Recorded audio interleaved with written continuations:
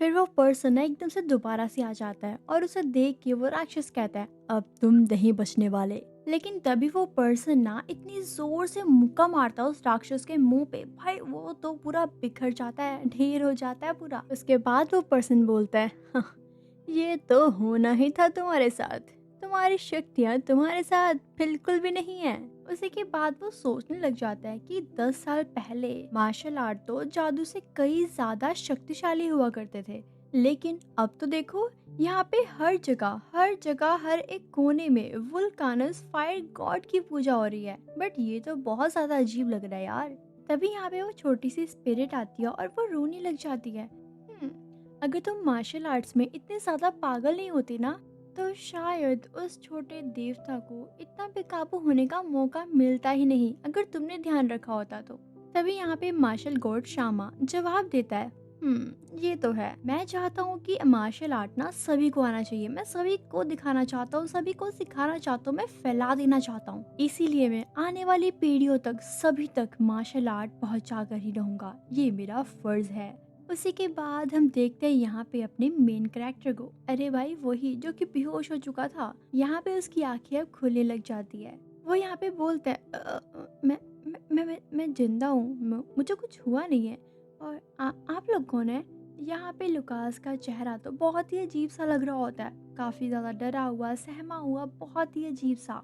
उसके चारों तरफ काफी सारे लोग उसे घेर के खड़े होते हैं। तभी वो अपने आप को खुद को मतलब इंट्रोड्यूस करवाता है सभी से। वो कहता है, मेरा नाम मार्स है, मार्शल गॉड, मैं तुम्हें मार्शल गॉड का आशीर्वाद दूंगा, तुम चिंता मत करो। ये बात सुनते ही अपना लुकास तो काफी ज्यादा घबरा जाता है और हड़बड़ाने सा लग जाता है कि क्या तुम मुझे आशीर्वाद दोगे? उसी के कुछ सेकंड्स बाद यहाँ पे मार्स लुकास के शरीर के अंदर समा जाता है, घुस जाता है। उसी के बाद यहाँ पे उसकी पूरी की पूरी पर्सनैलिटी चेंज हो जाती है, उसकी आईज एकदम चमकने लग जाती है, बहुत कुछ चेंजेस आते हैं उसकी बॉडी में। लेकिन तभी उसको जब होश आता है, वो कहता है कि ये क्या था? क्या मार्शल गॉड ने मुझे आशीर्वाद दिया? बट ये कैसा आशीर्वाद था, मुझे तो कुछ समझ ही नहीं आ रहा। और गाइस, ये पता है कौन सी दुनिया में आ चुका होता है? जब मैंने स्टार्टिंग में दिखाया था, जब इसके फादर की डेथ हो चुकी थी, ये वो वाली दुनिया में आ चुका होता है। और ये अब सोच रहा होता है, यार मैं तो कार एक्सीडेंट से मर चुका था ना, तो मैं दोबारा जिंदा कैसे हो गया? भाई ये तो ट्विस्ट है ना गाइस। इसके आगे आगे ऐसे ऐसी चीजें होने वाली है जो कि आप एक्सपेक्ट भी नहीं कर सकते। सो इस चैनल को सब्सक्राइब कर लो, वीडियो को लाइक कर लो, एंड चलो आगे बढ़ते हैं। यहाँ पे वो ना अपना सिर पकड़ के बैठ जाता है और जो जो उसके साथ हुआ ना, वो उसके माइंड में अभी भी चल रहा होता है। जब उसने तलवार रखी थी, उसके बाद उसको जब झटका लगा था, वो बेहोश हुआ था, और गॉडेस की सारी बातें, वो सारी बातें ना उसके माइंड में अभी भी चल रही होती है।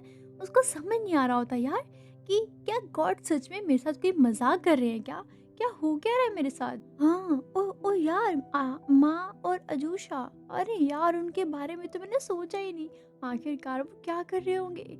शायद शायद वो इंश्योरेंस के पैसों से अच्छी खासी जिंदगी व्यतीत कर रहे होंगे। कोई बात नहीं, मैं जाके उनसे मिलता हूँ। उसी के बाद यहाँ पे हम देखते हैं उसके सिस्टर को, वो तो काफी ज्यादा रोते रोते अपने भाई को हक कर लेती है और बहुत रोती है और कहती है, भाई आप उठ गए, मैंने तो सोचा ही नहीं था। और यहाँ पे काफी सारे लोग कह रहे थे आप कभी नहीं उठोगे, लेकिन आप उठ गए, और थैंक यू सो मच भाई। प्लीज अब मुझे छोड़ के कहीं मत जाना। तभी यहाँ पे लुकास उसके सिर पे हाथ रख के बोलता है, अब मैं कहीं नहीं जाऊंगा, तुम रोना बंद करो मेरी प्यारी गुड़िया। इसी के साथ साथ यहाँ पे वो अजूसा के बारे में भी सोच रहा होता है यार, क्योंकि वो भी उसकी बहन थी और वो भी बहुत रो रही होगी ना उसके लिए।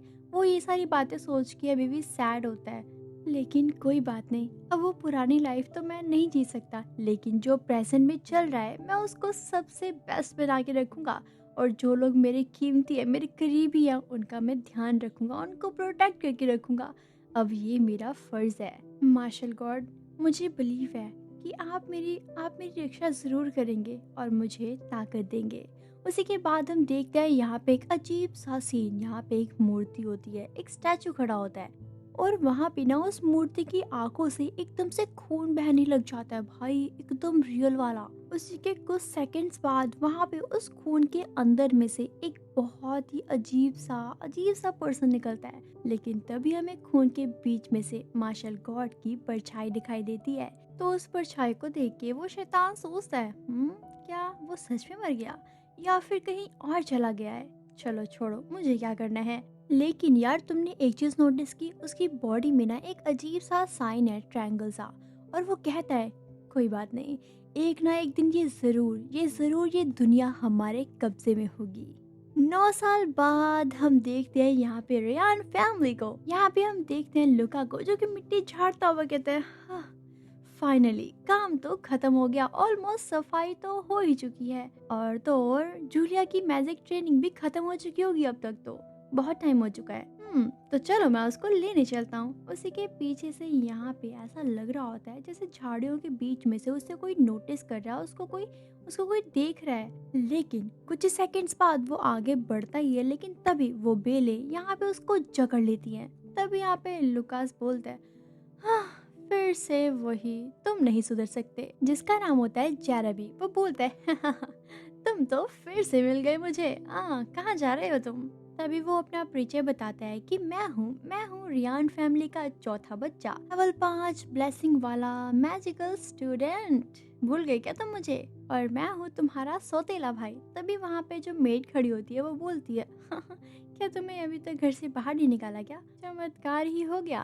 तभी यहाँ पे जेरेमी आगे बढ़ते हुए लुकास से कहता है मैंने तुम्हें पहले ही समझाया था ना कि बैकयार्ड में सिर्फ और सिर्फ फैमिली के मेंबर्स आ सकते हैं, लेकिन तुम जैसे लोग नहीं आ सकते। लेकिन यहाँ पे लुकास कुछ भी रिएक्ट नहीं करता, वो बस इतना बोलता है जूलिया की अभी म्यूजिक क्लास खत्म हो जाएगी, मुझे उसको लेने जाना है, तो तुम मुझे छोड़ दो तो ज्यादा बेस्ट रहेगा। लेकिन वो तो उसको छोड़ता ही नहीं है, बल्कि वो बेलू को ना और ज्यादा जकड़ने के लिए कह देता है। इसी के साथ साथ वो ये भी कहता है तुम्हें पता है मैं ऐसा क्यों कर रहा हूँ? ताकि जो तुम्हारा दिमाग जो घुटनों में चला गया ना, वो दोबारा वापस आ जाए तुम्हारे दिमाग में। समझ आया तुम्हें? लेकिन जेरेमी फिर भी उसको नहीं छोड़ता। तभी यहाँ पे लुकास गुस्से में आ जाता है और बोलता है मैंने कहा ना कि मुझे छोड़ दो, अगर तुमने मुझे अब नहीं छोड़ा तो मुझसे बुरा कोई नहीं होगा। और तो और उसकी आंखें ना एकदम अजीब सी हो जाती है, डेंजरस सी, जिसे देख के यहाँ पे जेरेमी और वो मेट काफी ज्यादा डर जाते हैं भाई। लेकिन फिर भी वो बोलता है जितना मर्जी कर ले, मैं तुझे नहीं छोड़ने वाला। उसी के बाद यहाँ पे आसमान से ना एक बिजली सी गिरती है, वो भी सिर्फ और सिर्फ जेरेमी के ऊपर। और कुछ ही सेकंड्स में भाई वो पूरा भूने हुए भुट्टे की तरह बन जाता है। उसी के साथ साथ वहाँ पे खड़ी उसकी मेट बोलती है जेरेमी जेरेमी क्या हुआ आपको? आप ठीक तो हो ना? तभी पता है ये किसने किया होता है? ये किया होता है जूलिया ने। वो यहाँ पे बोलती है अगर तुमने मेरे बड़े भाई को फिर से परेशान करने की जरूरत की ना, तो मैं इससे भी बुरा हाल करूंगी तुम्हारा। समझ आया तुम्हें? उसी के बाद वो अपने बड़े भाई को जकड़ी हुई बेलों से हटाती है और कहती है भाई अब तुम ठीक हो ना? तभी वो बोलता है हाँ मैं तो ठीक हूँ, लेकिन इसको सबक अच्छा मिल गया है लगता है। जेरेमी ये देख के काफी ज्यादा गुस्से में होने लग जाता है, काफी ज्यादा जेलस कर रहा होता है और बोलता है तुम दोनों को मैं देख लूंगा। ये सुनने से पहले ही वो दोनों के दोनों वहां से चले जाते हैं। तभी आगे जाते जाते यहाँ पे जूलिया अपने बड़े भाई से बोलती है भाई मैं एक बात पूछूं आपसे, आप तो जेरमिया को काफी इजीली सबक सिखा सकते थे, तो आपने उसको सब कुछ करने क्यों दिया? तभी यहाँ पे लुकास हंसते हुए बोलता है हाँ लेकिन मेरी जो पावर्स है ना, रियल पावर्स, वो सिर्फ हम दोनों के बीच का सीक्रेट है। मैं किसी और को नहीं बताना चाहता, वो ना ही दिखाना चाहता हूँ। और वैसे भी जब तक तुम हो मेरे साथ तो मुझे कुछ भी नहीं हो सकता, क्यों है ना? तभी वो भी हंसने लग जाती है और कहती है हाँ भाई तुमने सही बोला। तभी यहाँ पे हमारा मेन कैरेक्टर सोचता है लुकास की बॉडी में कम से कम मुझे 9 साल हो चुके हैं। जब मैं इसकी बॉडी में यानी कि लुकास की बॉडी में फर्स्ट टाइम एंटर हुआ था ना, तो जब उसके फादर आए थे तो मुझे लगा था कि वो मुझे घर से बाहर निकाल देंगे, क्योंकि मैंने देवताओं को त्याग दिया था। लेकिन यहाँ पे तो सब कुछ ऑपोजिट हो जाता है, बिकॉज जब लुकास के पिताजी वहाँ पे आते हैं और मुझे देखते हैं तो मुझे जोर से हक कर लेते हैं और मुझे बोलते हैं लुकास मैं बहुत खुश हुआ, तुम दोबारा से उठ गए, हम बहुत खुश है तुम्हारे लिए। लेकिन गाइस मैं आपको ये भी बता दूं कि लुकास के जो फादर है ना, वो ज्यादातर काम के सिलसिले में बाहर ही रहते हैं, घर पे बहुत कम रहते हैं। लेकिन फिर भी वो अपने सभी के सभी बच्चों की बहुत परवाह करते हैं, चाहे छोटा हो या बड़ा, सभी की इक्वली सब कुछ मैनेज करते हैं। और पता है जब यहाँ पे लुकास के पिता को पता लगा था ना कि यहाँ पे लुकास ने मार्शल आर्ट्स की ट्रेनिंग स्टार्ट कर दी है, तो उन्होंने उसे एक लेटर भी लिखा था। और उसमें पता क्या लिखा था? उसमें लिखा था लुकास बेटा, हमारी लाइब्रेरी में मार्शल आर्ट से जुड़ी हुई काफ़ी सारी किताबें रखी हुई हैं, मैं चाहता हूँ कि तुम उसको एक बार पढ़ लो ताकि वो तुम्हारी ट्रेनिंग में और ज़्यादा हेल्प कर सके। मैं तो नहीं आ सकता लेकिन वो किताबें तुम्हारी ज़रूर से हेल्प करेंगी। और उसके बाद से यहाँ पे लुकास ने भाई फाइनल कर लिया था कि उसने मार्शल आर्ट सीखना है, और वो भी एकदम बेस्ट वाला। उसी के बाद हम देखते हैं यहाँ पे दो मेट्स को जो कि एकदम से चिल्लाते हुए बोलती हैं, लुकास, लुकास, मास्टर लुकास, आप कहाँ गए? हाँ हाँ, तभी यहाँ पे दूसरी बोलती है, अरे यार, ये मास्टर लुकास ना छोटे से तो हैं, कभी इधर चल जाते हैं कभी उधर चल जाते हैं, हमेशा उन्हें ढूंढते रहे हम क्या करें? तभी दूसरी बोलती है, हाँ यार, चलो कोई बात नहीं, वैसे भी उसको मैजिक मैजिक करना तो बिल्कुल नहीं आता, तो ज़रूर से उसे घर से जल्दी जल्दी बाहर निकाल दिया जाएगा। हाँ, हमें कुछ करना होगा, करना ही होगा। गाइस वैसे उसकी फैमिली तो काफ़ी ज़्यादा नाइस है, बट उसके भाइयों को छोड़ के, हालांकि उसकी बहन तो बहुत ज़्यादा सपोर्टिव है, उसके फादर भी, लेकिन ये मेड्स एंड उसके जो बाकी के भाई हैं ये तो भाई बहुत डेंजरस लग रहे हैं। इसकी स्टोरी आगे कंटिन्यू मैं करूँगी, लेकिन आप ज़्यादा से ज़्यादा कमेंट करो वीडियो में, लाइक करो एंड ज़्यादा से ज़्यादा शेयर करो, एंड मुझे कमेंट करके ज़रूर से बताना कि आपको वीडियो कैसी लग रही है।